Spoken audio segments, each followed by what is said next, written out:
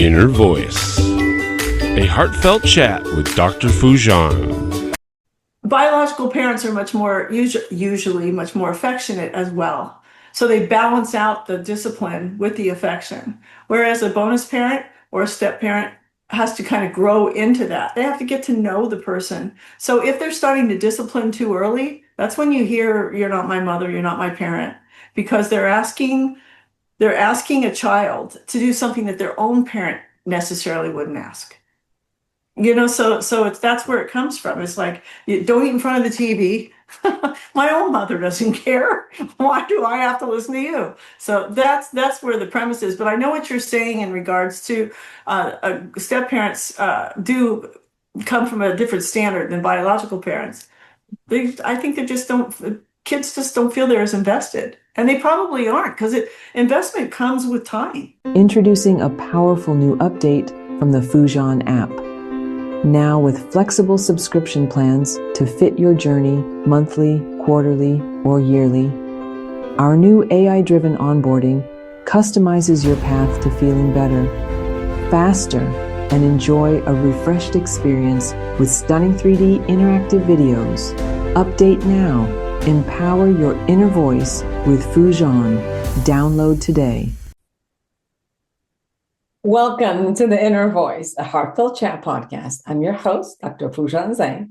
I'm a psychotherapist, author, and the founder of the Awareness Integration Theory.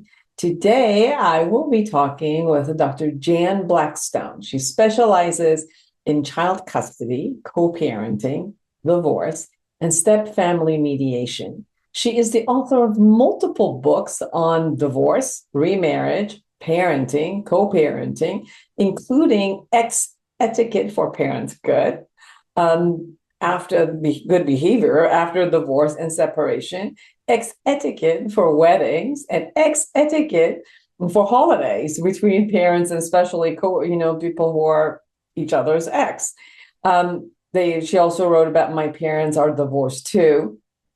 So these are all of her books, but today we're going to actually be talking about another book, which I'll share with you. She's also a founder of Bonus Families and the 501c nonprofit organization dedicated to peaceful coexistence between divorced or separated parents and their combined families. Now, we're going to be talking about her new book, The Bonus Family Handbook, which is a definitive guide to co-parenting and creating stronger families. It is so important to listen to this. If you are married and have children and are co-parenting, this will be useful. If you are separated or divorced in your co-parenting, this is useful. If you are a blended family, or you're getting to want to meet other people and bring those people into your life and kind of blend them with your children and have this relationship with your children, you need co-parenting. All of this is is what we talked about. And I think you will enjoy this conversation as much as I have, and I'm positive you'll learn a lot. So be sure to subscribe to my podcast, my YouTube channel, and connect with me. I love to hear from you. Go to my website, foojanzane.com, or to any of my social media platforms, which you'll find also on the website, and share with me your needs, your likes, what you like to hear about, the topics you like to hear about, the guests you like me to bring on, and all of it, or anything you want to say. I'd love to hear from you. Now, without further ado, here's Dr. Jann Blackstone. Listen up if you want to promote your personal growth and self-awareness. I found the Foojan app last month and I have been absolutely loving it. I personally have never learned guided meditation, but thanks to this app, I now have learned incredible tools for my own stress relief and emotional self-awareness. Not to mention, there are self-evaluation tools and professional coaching available to utilize however your journey to self-discovery takes you. Join Foojan today and redefine your life one step at a time. Intentional Parenting, a practical guide to awareness integration theory, written by Dr. Jafari, Dr. Foojan Zane, and Dr. Manoukian, 3 experts in human development, is your step-by-step guide to raising a healthy child prepared for a culturally integrated world. You're supported in parenting infants to adolescents using the latest evidence-based scientific research on parenting. Order your copy on Amazon now.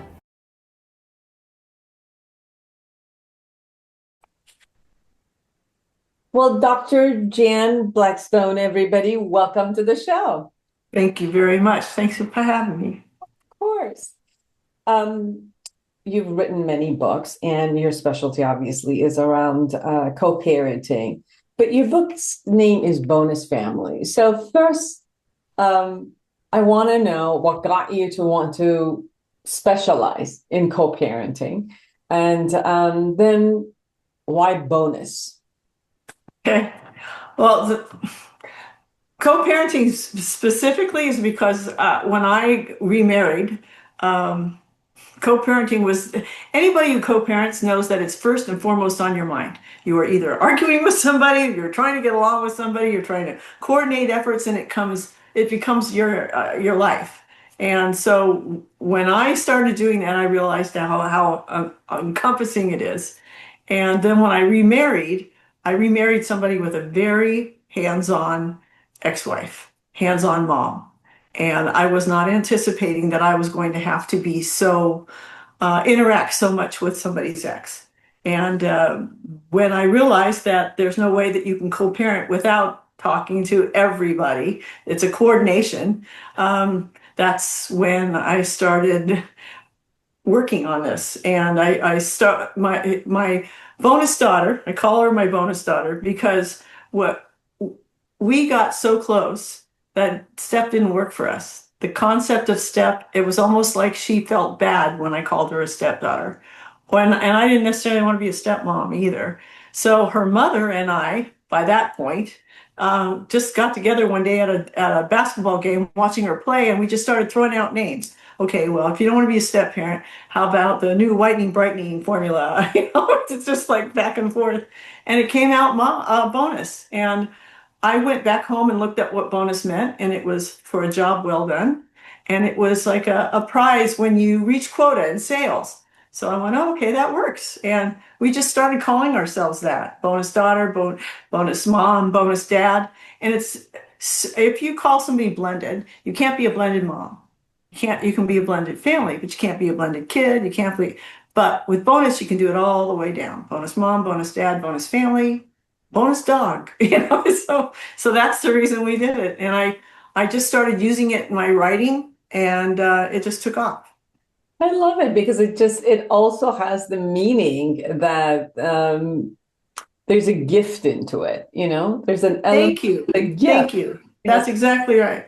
Yeah, appreciation, gratitude already comes with the concept of bonus. The other thing was that any name we came up with was disrespectful to their mother and kind of, diminished my importance. So, all of the different names we came up with, other mother, stuff like that, it just didn't work. But this happened to work for our family, so we just started using it. And when I started using it in my writing on the internet, things just take off. And it's been 30 years now. And I started a nonprofit, and the nonprofit took off. And, it's just get the word out there. It's all lead with love. That's what it is.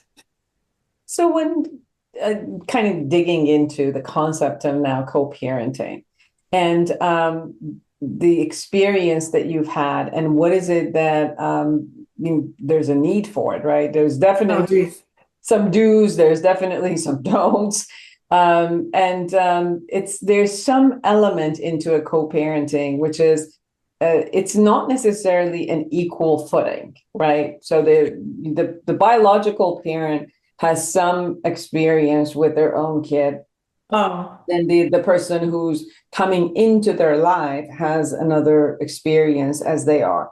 And I've noticed sometimes, where maybe even the biological parent could be even abusive or rough or, at times scolding, the way that a child they do get traumatized and they get pain, but there's a different level of a forgiveness that happens when the biological parent, might behave in a way that it might not be fully healthy. But because a bonus parent comes in, they are held to a higher standard somehow. That's true. Yeah. I think that's true. biological parents are much more usually much more affectionate as well. So they balance out the discipline with the affection. Whereas a bonus parent or a step parent has to kind of grow into that. They have to get to know the person. So if they're starting to discipline too early, that's when you hear, "You're not my mother, you're not my parent," because they're asking a child to do something that their own parent necessarily wouldn't ask. So that's where it comes from. It's like, you don't eat in front of the TV. My own mother doesn't care. Why do I have to listen to you? So that's where the premise is. But I know what you're saying in regards to step parents do come from a different standard than biological parents. I think kids just don't feel they're as invested, and they probably aren't, because investment comes with time. So if you're married to somebody for 10 years, or you're with somebody for 10 years, your child, if you're working to be close to that child, is going to feel different about you than 10 months. So. Yes. Now, how do you support the parents as they're coming together and, for example, a blended family, as they're coming into, let's get them prepared for what's coming? Because as a therapist, I get this a lot, where people are in a relationship and then they want to make this a little bit more serious, and they want to come in and form a relationship and, have their children meet a person who's in their life, and the kind of, and then have the marriage happen, and then they kind of live together. And sometimes the children are only living with solo living with this parent, or sometimes they go back and forth between the other parent and this time. What are some of the suggestions that you have as this transition is happening? I always think that people have to have a plan it's a plan of attack. You have to have a plan. And you can't just move in with somebody with kids and expect it all to fall into place. And on my website, on bonusfamilies.com, there's something called the before exercise. And I also include this in all my books.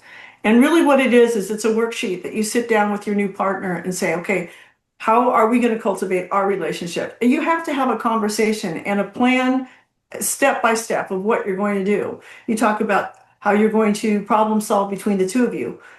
What do you expect? How do you expect me to interact with your children? What are you looking for? Those types of things. And then you also have to say, how do you want to cultivate that relationship? And you also have to include their other biological parent too, because people who co-parent, if you think that can ignore their other parent, that especially if the children are going back and forth, if you start ignoring that kind of relationship, then you're asking the children to choose. They can't do that. You have to demonstrate that how to problem solve with everybody. And it's tough, especially if it's an ex. An ex. It's tough, but you've got to learn to do it for the child. Absolutely. I think it gets, when it's done with all great intention and everybody's putting, their kids first instead of their own needs, it can work. It's tough, but it can really work out. One of the issues that I've really found is if the ex or the new person who is in the relationship has a little bit more of a hostility within the relationship. So either the ex has some hostility toward, their own husband or wife that left. They hated that the person is moving on into another relationship. So they're upset, their anger, all that is not resolved for them keeps coming and using this arena for that.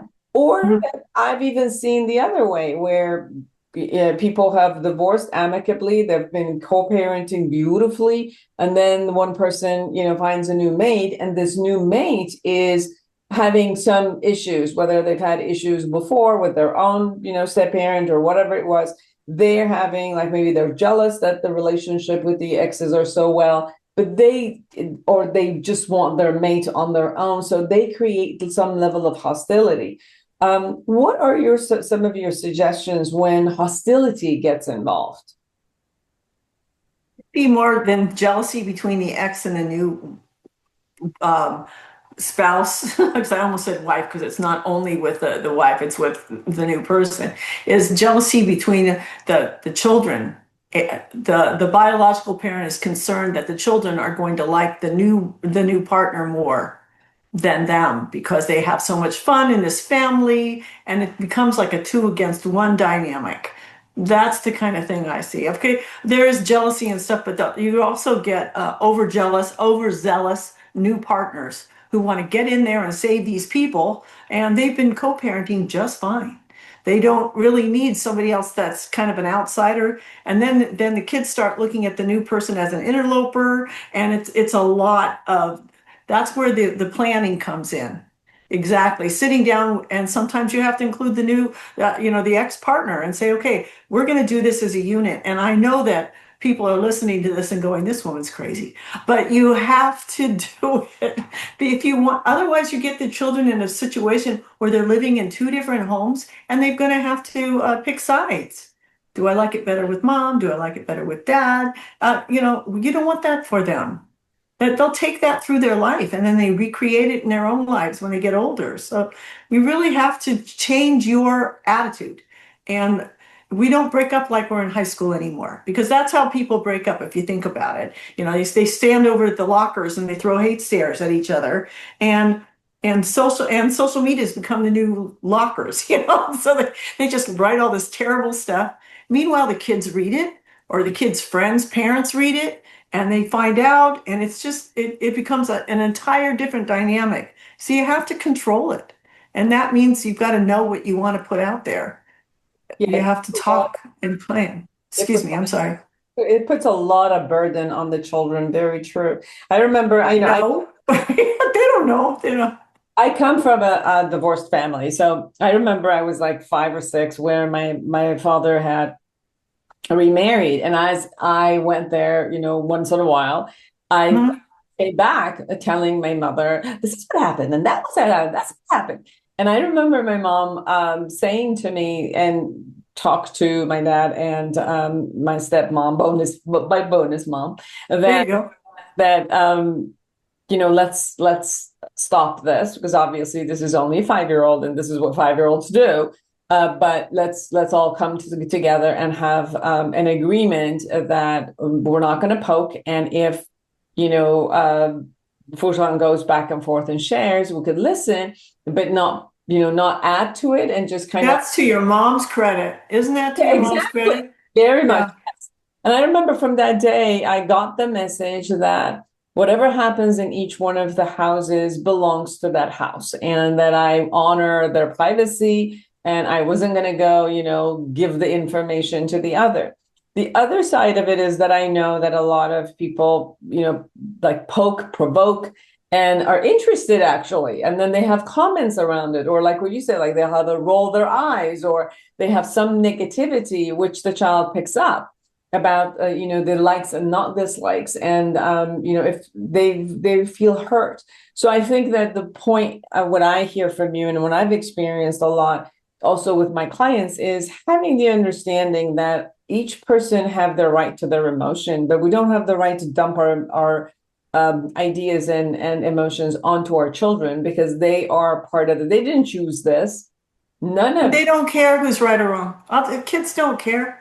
They don't care if you've got a better legal system, and they don't. All they want to do is if I have to go back and forth, and the courts are probably making them.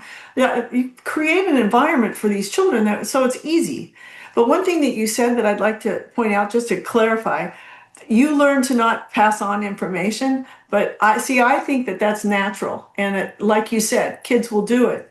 And if parents say what goes on here stays here, that puts so much pressure on the children.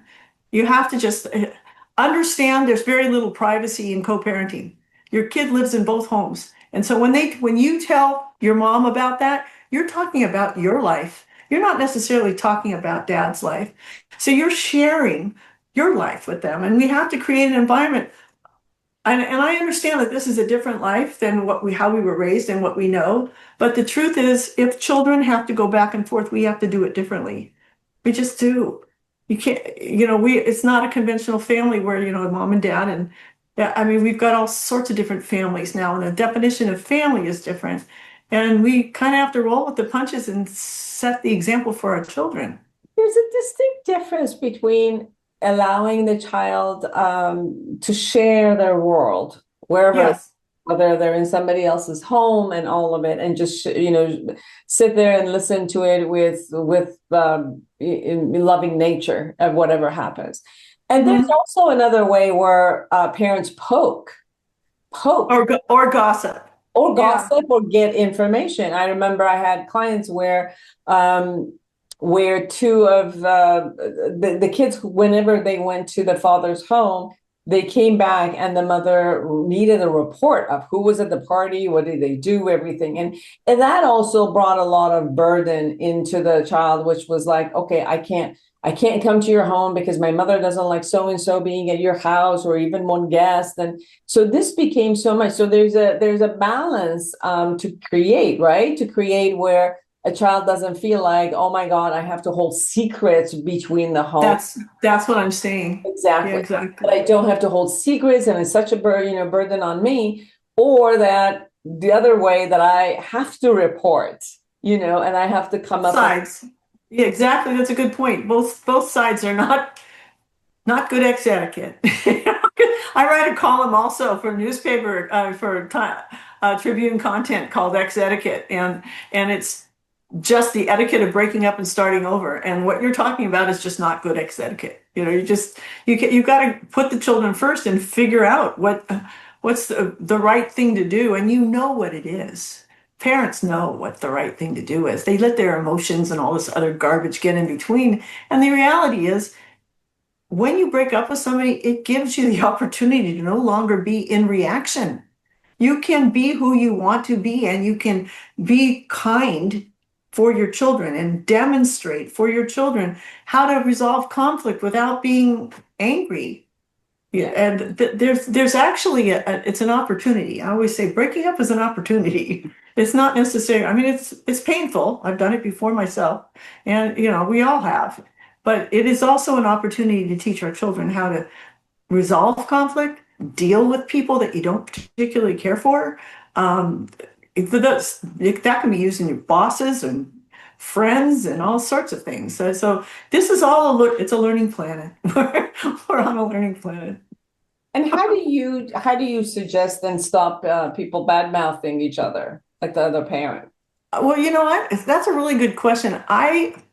Here's my Pollyanna attitude. I don't think every parent that bad mouths even knows they are.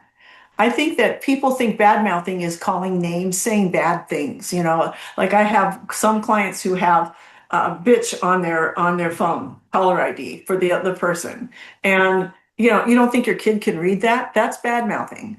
But also bad mouthing is your mother is so lazy, or your father is late all the time and it drives me crazy. Now, do you think that that's bad mouthing? I'll tell you, the average parent doesn't. They'll say, I'm never bad mouth.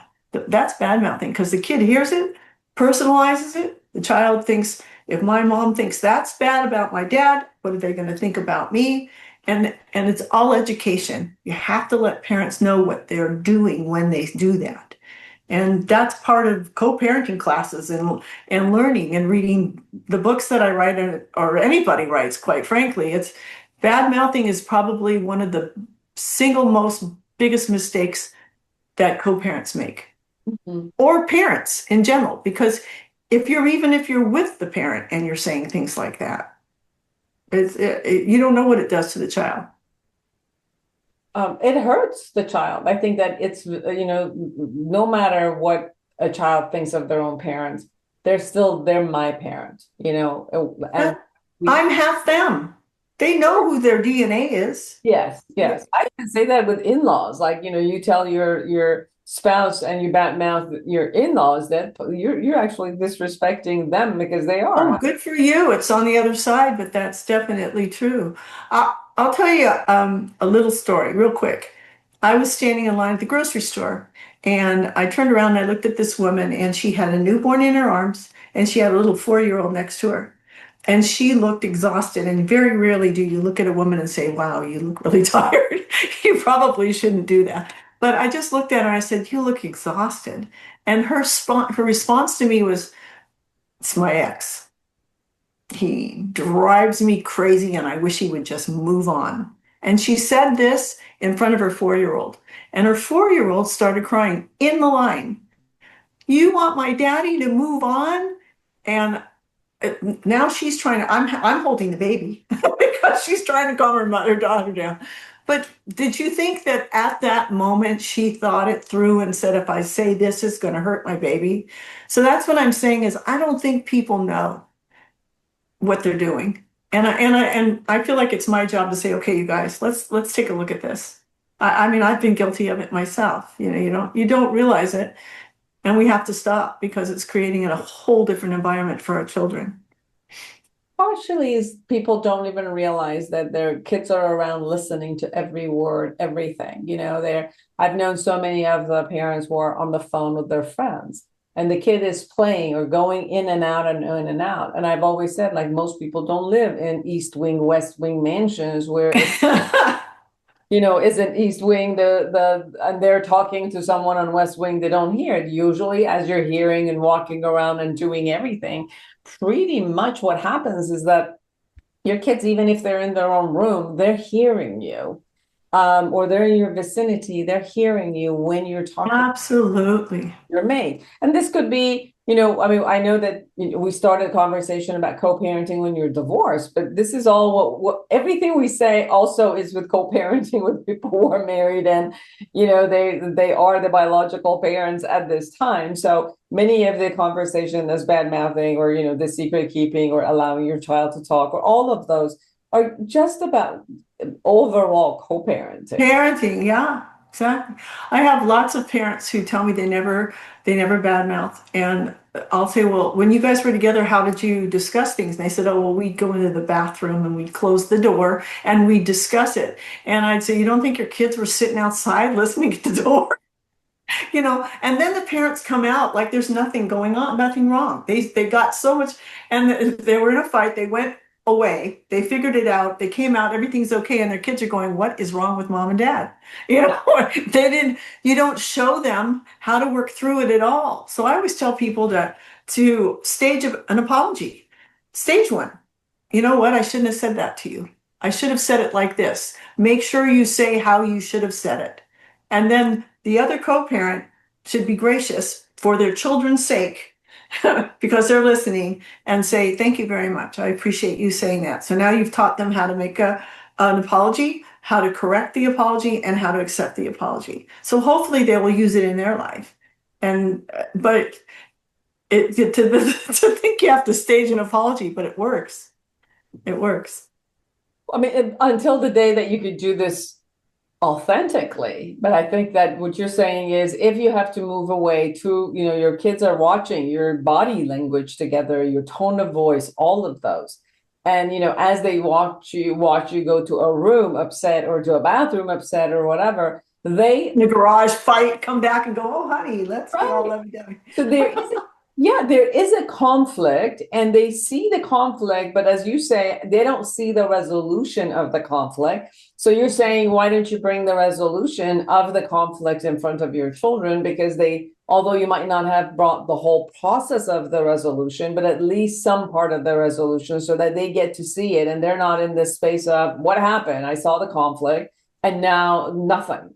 So how does this work? And sometimes it becomes like this magical concept of, oh, my parents just handled it. And now they expect, the relationship to be handled without necessarily knowing how to handle it. So, but definitely. That's exactly what I'm saying. Yes. Thank you. No. You said it perfectly.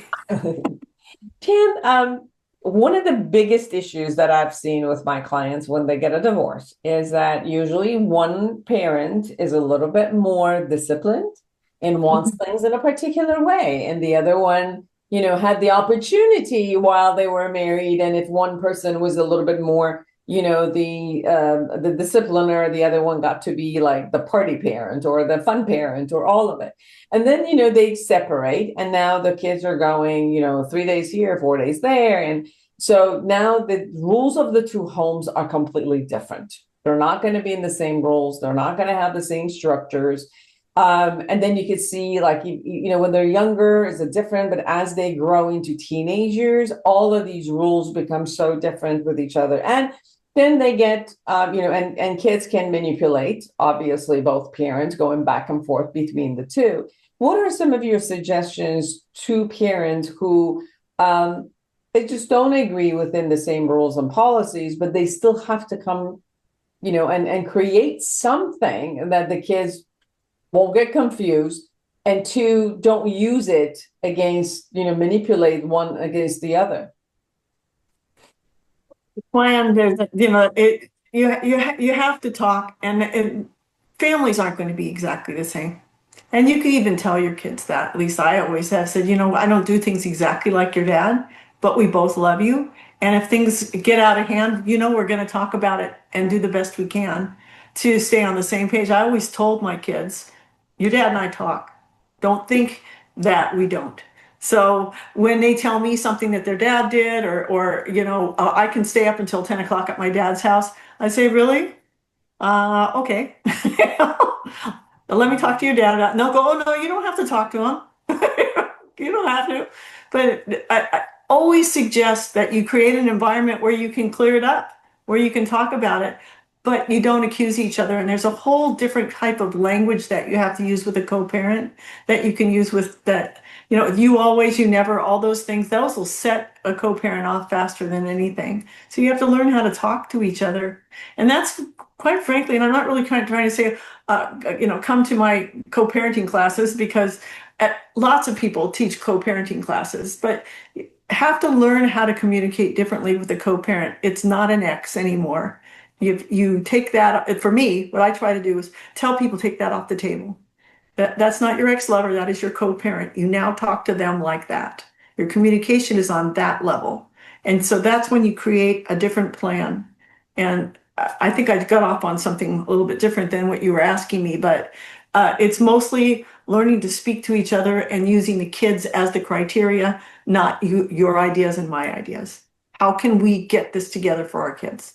I've even used that when people are coming to me as a marital counseling, where one of them says, that's it, I'm going to get a divorce, I'm going to do this, I can't handle this anymore. And I say, if you have kids, you're going to be the other person's family member for the rest of your life. And at least until these kids are about 20, you're going to be full on, hands-on co-parent. So might as well, let's start that here, because regardless of whether you're in the house or divorced, this part has to continue. So might as well, let's learn the skills of how to do this. I take it one step further, because people will say, I cannot wait until my child turns 18 so I don't have to deal with this person anymore. And I just start laughing at them. I go, do you think your child's going to have children? And they go, oh, yeah. And I said, well, meet grandpa. What do you think? It's not going to stop now. You guys have to learn to talk to each other and set an example, because you're just going to teach your kids to recreate this craziness. Is that what you want? And they all know. Grandpa, oh shoot, then you start thinking about it. I remember saying that right in my office at Superior Court, and the parents are looking at me like, oh my gosh, Grandpa. Now, after people get divorced and they kind of get used to this living apart and the kids coming and going, and they figure this all out. And then obviously one or two, both of them, begin a dating process. And now they don't know when they should introduce the new date to the family and the kids. And then if there are bigger family groups, if the date is coming, and how it all kind of shows itself. And what I've noticed is that and tell me what your experience is, when children are younger, it's much easier to handle this. And as children have grown, and that you like, if you have to have your kids which are teenagers or even older, that's the worst. It gets worse as this thing the age goes on. Adult children, people always say, oh, okay, they figure that their adult children will be able to handle it because they're adults and they understand the whole dating process. Adult children have had longer time to build a relationship with the ex-person, so now their allegiance is really strong. And yes, you're absolutely right. I think younger children are more easily acceptable. They accept new things, whereas as they get older, it makes it much more difficult. what do you suggest? What are your suggestions as they're moving along to finding a new date? And how do you suggest this transitioning of a new date and a new relationship into their child's world? Never compare. Never compare the two people, especially if the one person's deceased. Like if older children, because I have older people getting married again or getting together after the death of their spouse, and their grandchildren who are adults are freaking out because grandma is dating or grandpa is dating this other person. So first, it's don't compare. That's insulting the person that you were with before, and also insulting the person that you're with now. Is you have to allow that both of their appreciate their relationship in front of the children uniquely to that person. So in that way that the child isn't saying, oh, you're replacing mom or you're replacing dad or you're replacing grandma. So the not comparing, and that's true with bonus families too. Don't compare the bonus parent to the parent. Try to keep and teach your children to accept all the relationships separate and be accepting of their individuality and background. So that way, because kids don't want to be lumped together, so adults don't either. You have to look at it from that standpoint. That's first and foremost. Just don't let them compare, and make sure that when you're talking to them, you acknowledge the past person, because that's where their allegiance is. Yes. Now, would you suggest that for them to first, what I've said is to go ahead and first get the children ready and even your ex ready that I'm dating. And so before you actually bring the person in order to meet everybody, to have people be prepared and have some of the reaction in a solo way, because people are going to have the right to their reaction. So might as well give them some time so they've gone through the reaction, ups and downs, if they needed to share something, if they wanted to talk about. What are your suggestions? What are some of the things that you have shared in the books or in your programs where you can support someone as they're coming in? You have to, in a perfect world, I would like to have the introduction between the new partner, at least identify your ex that you're dating. First of all, I'm dating. I want you to know that I'm dating, so that if the children meet this person, which I hope you don't introduce the children until you know where the relationship's going. But if the children meet this person, the first thing they're going to do is they're going to go to their other parents and say, Mommy's got a boyfriend, Daddy's got a girlfriend, I met this person, she made great spaghetti, that kind of stuff. So if your ex or your co-parent knows, then they can say, yes, honey, your mom told me. She seems to like him. I hope you got, you can say positive things instead of, and now the kid's afraid that they've just passed on this horrible information. So you kind of have to do exactly what you said. Prepare them so that they can support you and not throw you under the bus. And that also, you want your child to like the new partner. You can't have too many people love your kid. And you want them to feel comfortable, because if that partner is going to be living with your child, you want the transition to be seamless if you can possibly make it. So you have to lay the groundwork by going slow, talking to your new partner about what is expected, so that everybody knows what they're doing. You're not learning on the fly. And although I know it's different with every child's age, but in a general level, what would you suggest of how to tell your child that you want them to meet this new person who's coming into your life, and exactly like the meeting happen? Before it's like the general introduction, I hope your children know that you're seeing people, but you're not seeing them in front of them. I'm going to go to bowling with this person. And then you can come back and say, I went bowling and it was really fun. But then you're starting to prepare it. It's not like, I love this guy. It's just like, you lay it all out very slowly, so that when bowling and doing whatever you do, then you can just bring it into and say, I was thinking maybe you'd like to meet Bill, because we're all going to go bowling, and see how, that kind of thing is just slowly, not do it immediately, and not just drop a Mom, when I'm seeing somebody else and I'm, that's what I mean. It's just like, because then they'll compare it. What do you mean? You don't love daddy anymore? So, and then you have to go get into that whole thing. Yes, and people will continually to say, yes, I love your father. I'll always love your father. And then if you give them that answer, the child thinks, well, if you love daddy, why aren't you together? So you have to say something that's child-centered. Your dad and I love you together. We always will love you. I care about your father. And our main concern is you. That's the way you talk about it. So that way that they aren't comparing and saying, oh, well, obviously, you like this other person. So that's it. Oops, where did you go? You left me. Where did you go? I'm trying to show your book to everybody. Thank you. I was looking at you and all of a sudden, pew. So everyone, go get this book, The Bonus Family Handbook, the definitive guide to co-parenting and creating stronger families by Dr. Jann Blackstone. I'm right here. See, I'm back. There you are. That was wow.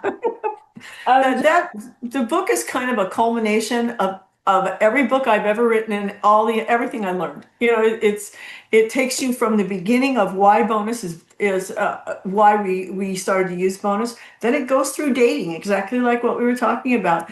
Then it talks about moving in together, and if you choose to get married, and if you don't choose to get married, and how to make sure your children are safe, and what constitutes safety, all of that, all the way through to holidays and how to bring in extended family. And it's got a very extensive index. Beautiful. It's much needed. It is true. Oh, thank you. Thank you. Yes. Anything we haven't shared that you really want people to know? I would like them to know that I have a website that if they need information, they can go to bonusfamilies.com, plural. And there's about 200 articles that are free that they can read, and it's all about all of this. The holidays are coming up, and that's a particularly trying time. So, actually, you're ahead, so it might not be. This might be after the holidays, but all that information will be on the website, and you can get a hold of me there as well. My email is there, and you can send me emails and questions. Or I can work with you from co-parenting. It's all there. Any last word of wisdom for everyone?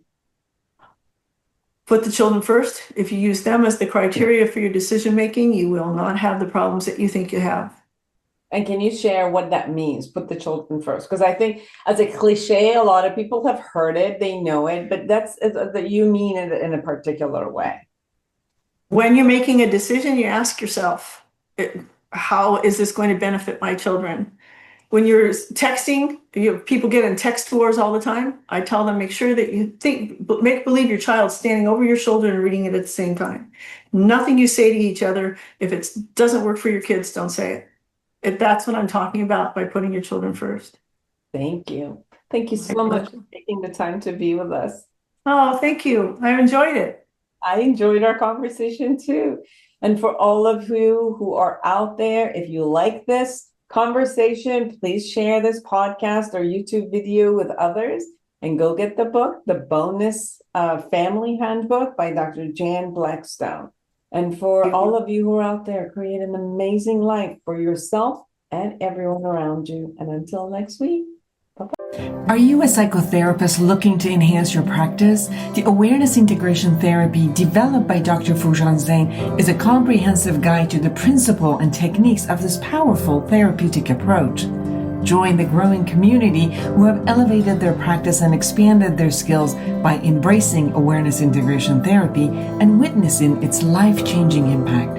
Order your copy on Amazon now.